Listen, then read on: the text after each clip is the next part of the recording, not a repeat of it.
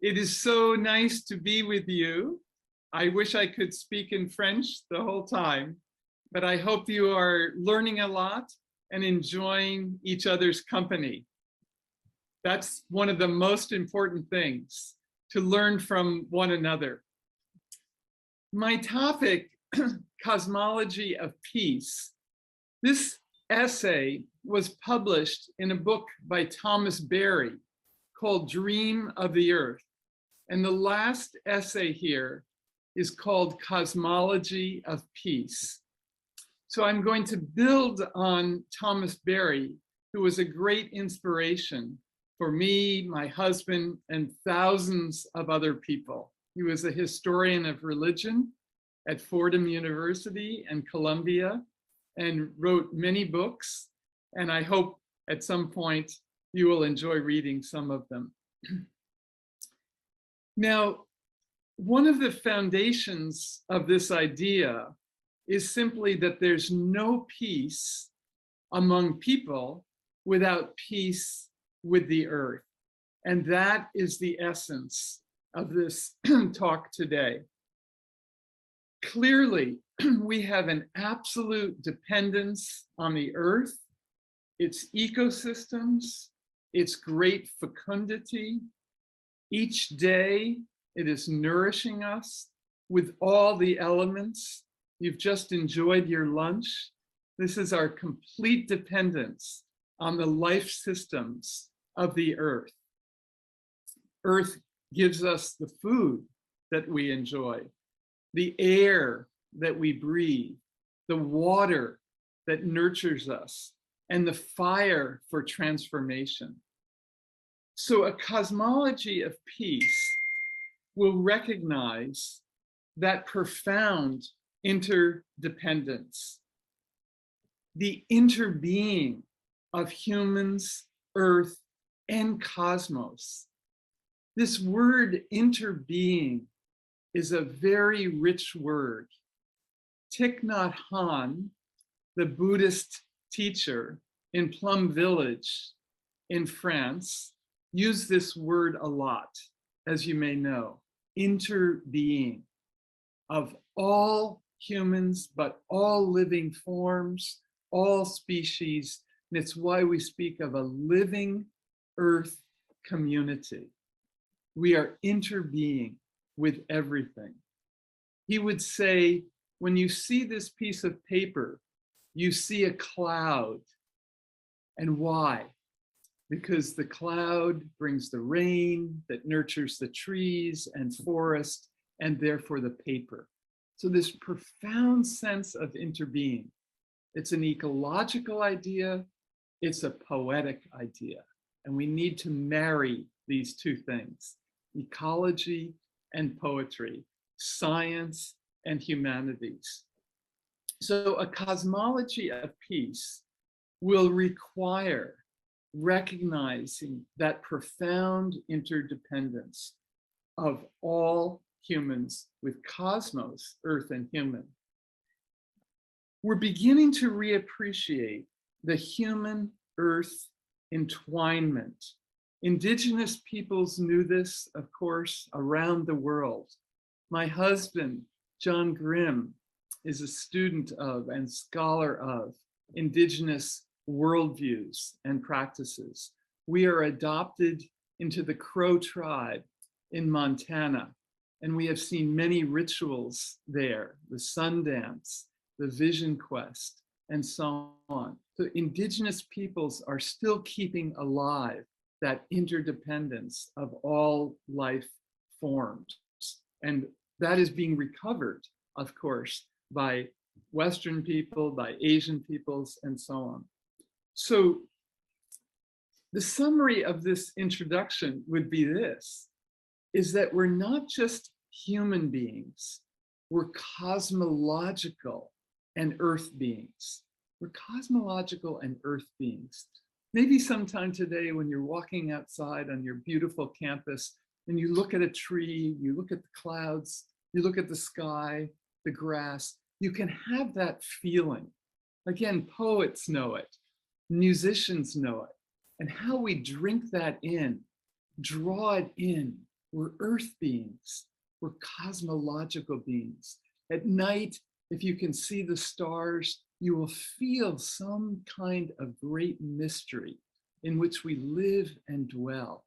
It's a great consolation to me at night where we live to walk outside and see the stars and planets shining. It's a source of great hope, great mystery. Now, all traditions, all religious traditions have recognized something of this identity of the humans with earth and cosmos. We call it the microcosm of the self with the macrocosm of the universe.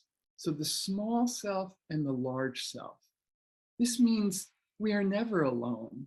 We're part of concentric circles of life forms, of ecosystems, of mountains, volcanic processes, ocean processes, forest processes, and so on. This great surround of concentric circles in which we dwell.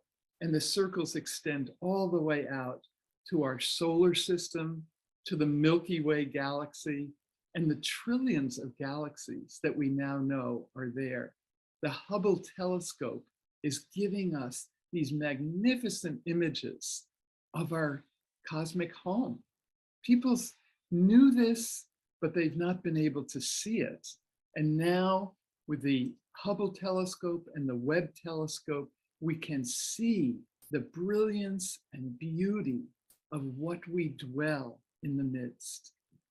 Now, I'm aware we're living in very difficult times, but I'm trying to suggest that peoples have always understood we live in a larger universe. We live in a larger Earth community.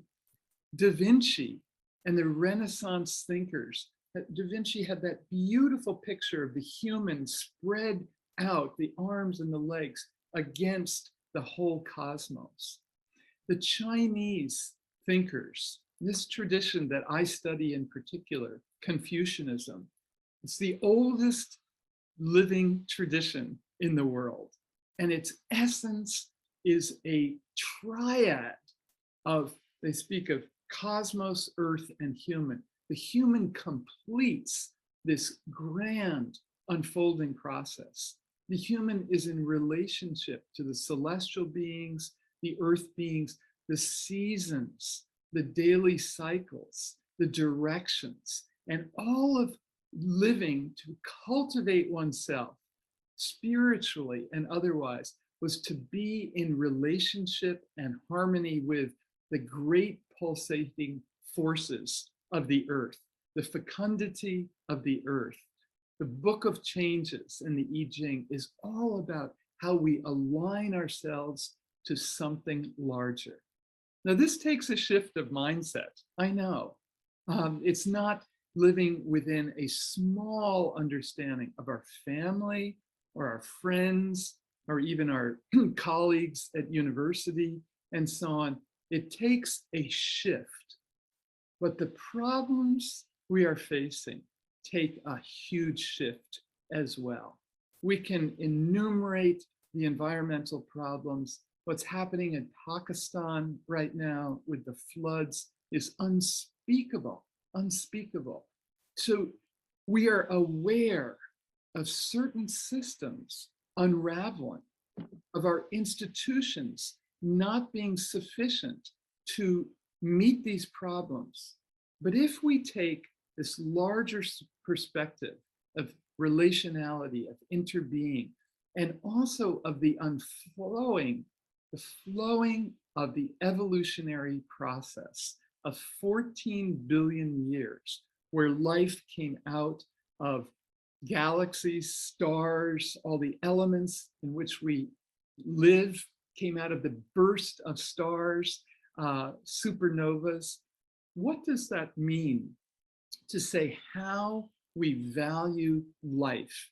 It expands our sense of valuing biodiversity because it took more than 14 billion years. It took 14 billion years to come to this present moment. How can we not value all these life forms around us? how can we not see ourselves as part of an Earth community? Now, the, the Chinese have this in a very deep way in their traditional thinking, in Confucianism and Taoism.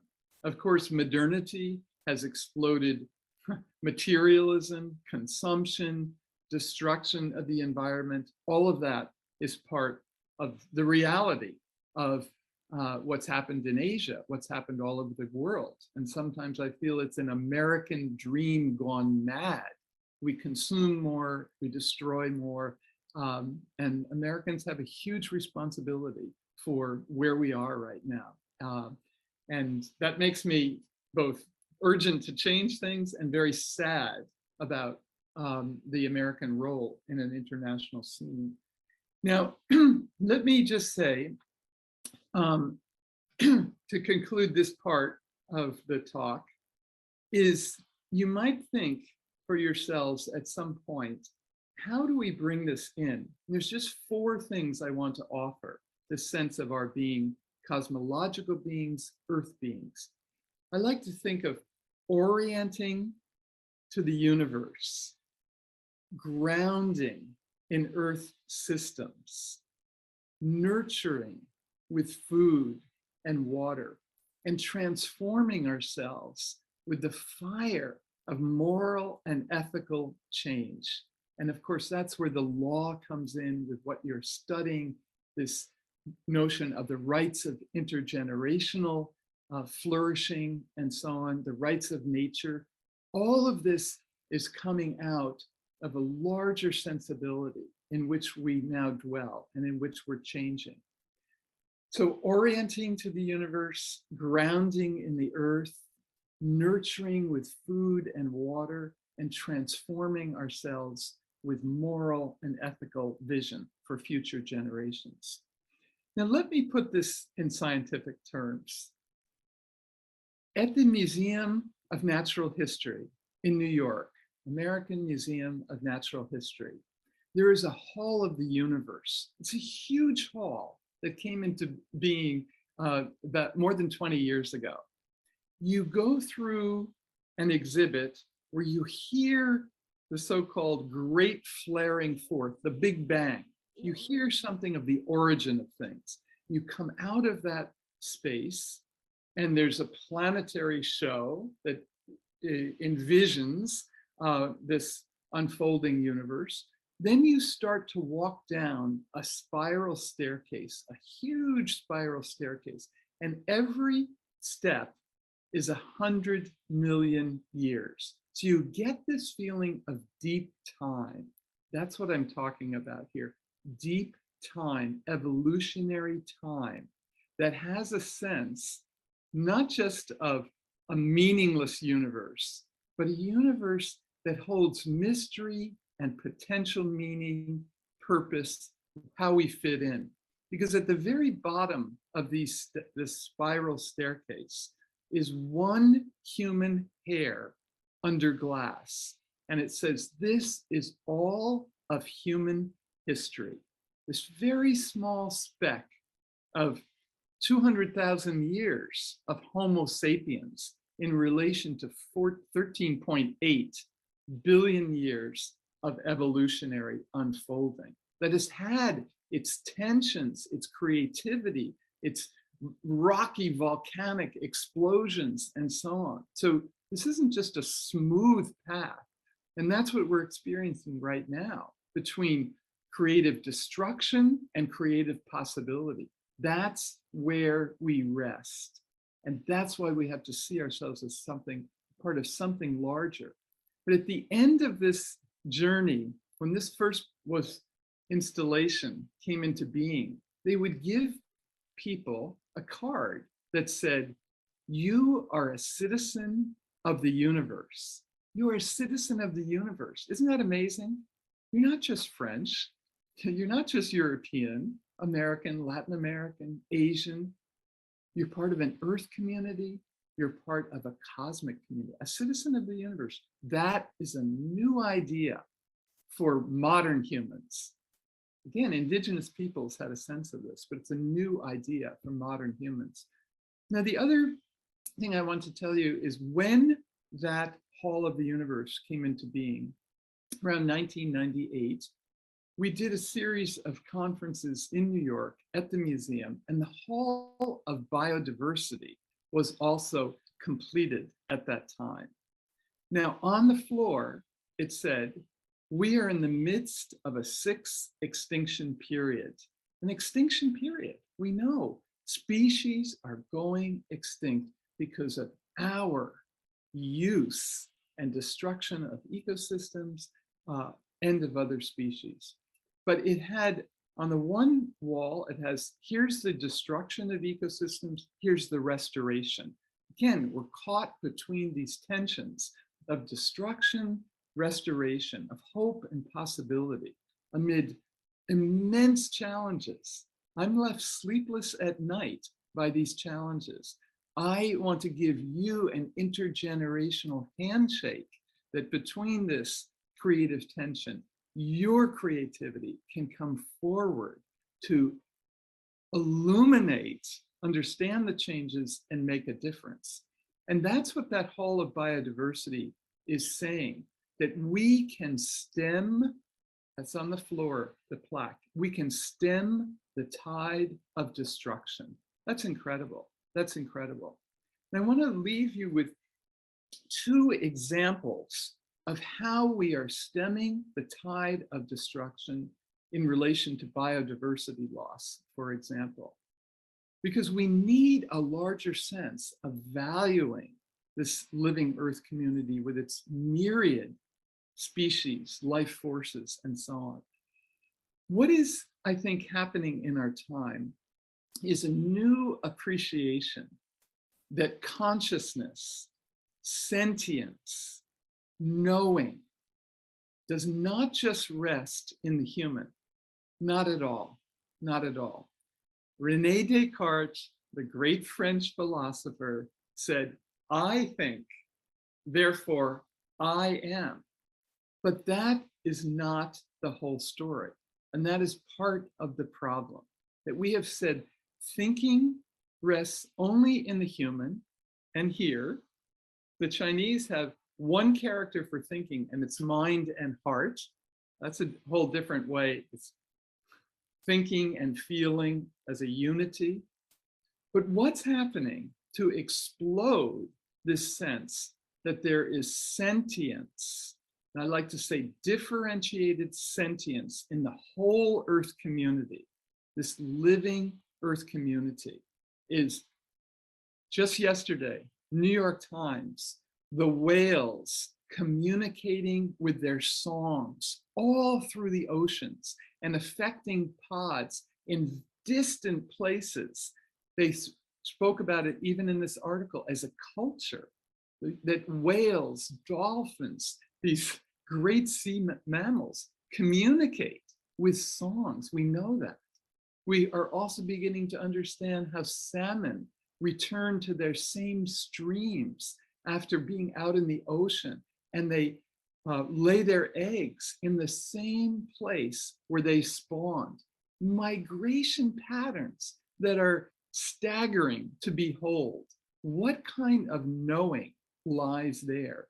The migrations of birds for thousands of miles, and they return to their same places. Caribou up in the Arctic, and so on. Migration patterns are ways of knowing. So we know this is true in the animal world, the fish world, the bird world, but we're also understanding this is true in the plant world, the forest world, the tree world. Trees are communicating in their roots, in the mycelium. They're protecting one another in forests. And there's books now, How Forests Think, The Song of Trees. We had a webinar here at Yale University on forests and their communication. 9,000 people signed up for this from all over the world.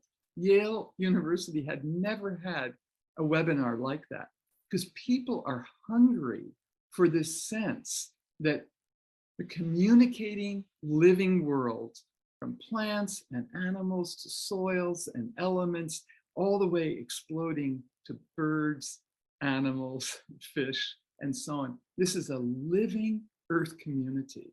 How can we not see ourselves as part of it? And that's why rights of nature is exploding, and this whole sense of an intergenerational legal rights. This is part of a new consciousness. Very, very exciting. Now, let me conclude by saying this may sound beautiful, it may sound poetic, but there's people right there with you. Emily and Tony, the chair for peace, Nick Robinson. These are people who've been thinking about this for a long, long time. Very, very competent international lawyers changing the face of law forever. And your generation will pick up this change as no generation has. So we need to keep in mind that we are in the midst of this birthing of a sensibility of a living Earth community that must be protected for future generations. And here is a document that represents this shift of consciousness. You know, we say in the US and in France, a declaration of independence that's the modern way. Life, liberty, pursuit of happiness, our rights, human rights, and so on. And we've made great progress there, Universal Declaration of Human Rights. We need more progress in that area. But the deeper progress or the deeper context is a declaration of interdependence, a declaration of interdependence that will draw us together despite our differences, our warring, our deep divisions. Despite all of this, in 2000, there was the announcement of the Earth Charter that came out of the 92 Earth Summit. And that was an accomplishment of humans from all over the planet. I was part of the drafting process for 10 years. And people came from all over the world, from every sector, from law, from business, from education, from women's issues, and on, to see how could we create a set of principles that would guide legal systems into the future. Nick Robinson was part of this, and so on. So the Earth Charter was started by Mikhail Gorbachev and Maurice Strong, who said at the Earth Summit in 92, we need a new ethics for our Earth community. Now, Gorbachev, who just passed away and was part of all of these discussions, had a tremendous sense of the importance of this Earth Charter. I want to read in his memory and honoring him. And he had Earth dialogues across Europe. I went to one in Lyon that was so powerful. He spoke, many, many speakers from around the world. But this was Gorbachev's vision for the Earth Charter. He said, this is Gorbachev, I believe in the cosmos. All of us are linked to the cosmos. So nature is my God. To me, nature is sacred. Trees are my temples and forests are my cathedrals, being at one with nature. He was a powerful visionary. The obituaries don't cover all of this, but he was a revolutionary. It's the longest obituary in the New York Times I have ever seen. So we need to bring in Gorbachev's sensibility, even beyond the political changes that he affected and the consequences of those that we're still living with. So let me conclude by saying the Earth Charter preface, and I hope you'll read it. It's in many, almost every language now. Just go to earthcharter.org. But it begins with saying, we are part of a vast, evolving universe. Earth is alive with a myriad community of life. And in 97, when Gorbachev held that up in its first draft, the native peoples in the row where I was sitting in Rio were weeping because they felt their sense of the living Earth community was in the charter as well. the three parts, and I'll end here, is ecological integrity is needed, social and economic justice, and democracy, nonviolence, and peace. So this is a cosmological document, but grounded in principles of ecology, justice, and peace that will help the work that you are all doing. And I thank you so much for being part of your discussions. May you enjoy every day there. Thank you.